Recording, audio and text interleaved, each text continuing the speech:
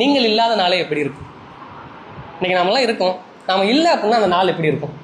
இதை எனக்கே நம்ம யோசிச்சிருக்கோமா, நீங்கள் இல்லாத நாளே எப்படி இருக்கும் அப்படின்னு சொல்லிட்டு. ஸோ அந்த ஒரு கவிதையை மட்டும் இங்கே வாட்சி காட்டணும் அப்படின்னு விருப்பப்படுறேன். நீங்கள் இல்லாத நாளே எப்படி இருக்கும்?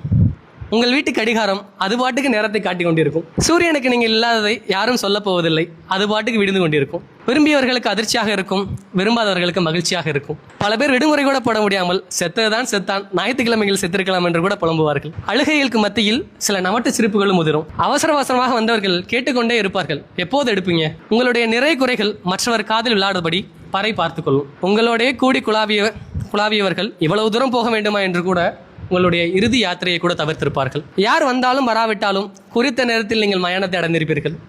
யார் வந்தாலும் வராவிட்டாலும் குறித்த நேரத்தில் நீங்கள் மயானத்தை அடைந்திருப்பீர்கள். அதிகபட்சம் உங்கள் குடும்பத்தின் கண்ணீர் மட்டுமாவது உங்களை பின்தொடர்ந்திருக்கும். பார்க்க வேண்டியவர்கள் பார்த்துக் கொள்ளுங்கள் என்ற குரலோடு நீங்கள் நிறைவடைந்திருப்பீர்கள். பார்க்க